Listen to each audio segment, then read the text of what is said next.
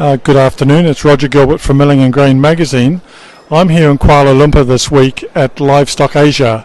It's the first day of the show and I'm on the stand of GePro Geflügel protein from Germany, and I'm speaking to Bernd Holthaus, who's the Chief Executive Officer of GePro, and he's going to tell us a little bit about his company and the products that they manufacture.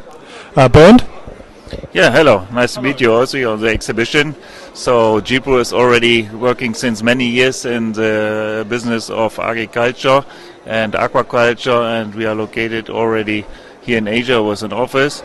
So we are a part of poultry integration in Europe, in Germany, and producing different kind of poultry proteins for the aqua and also for the pet food industry and compound feed industry. What are some of the trends that are occurring in Europe in your field of production? The trend of our production was in the past that we are looking more and more on the business of animal welfare and the technology of production. So we changed in the last year a lot of our technology, moved into spray drying technology and high digestible proteins. That is very important, especially also for the Asian market, where we see a big demand on digestible, on high digestible proteins in good quality. Yep. And is this adding, it must be adding value to the products, but is it not adding costs as well, or are you becoming more efficient? No, we're becoming more efficient. That is the main topic. They can use less of a product, but with a higher value, higher quality of protein. And that brings also some positive effect to the producer of feed industry in Asia. And you mentioned animal welfare there, but how does that fit with the efficient feeding of animals? That's very fit. We are going over in Europe to reduce the kg per square meter to bring some other efforts in the production, and that is a positive effect what we have in Europe. And we use less of any kind of antibiotic, we use less of any kind of medicine or something like that, and that makes animals more healthy. And if the animal more healthy, then we produce also better products in the market. And those technologies, are you doing trials around those technologies for your products specifically?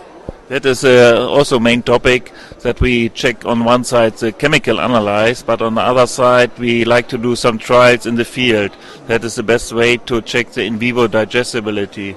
And we are doing a lot of trials in Asia for this type of digestibility testing of digestible acceptance and some results.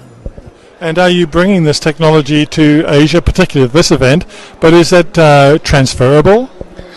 The technology is a special know-how what we have, so we are not buying some technology from the one company. We mix different technologies together to get a good result for us. The raw material is a little bit different from the raw material we have in Asia.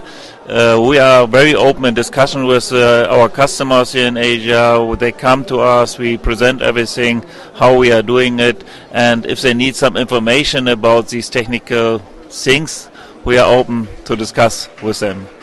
I see here on the table a box of products. Can you just quickly explain what I'm looking at here, please? Yeah, these are a small range of our products based on poultry.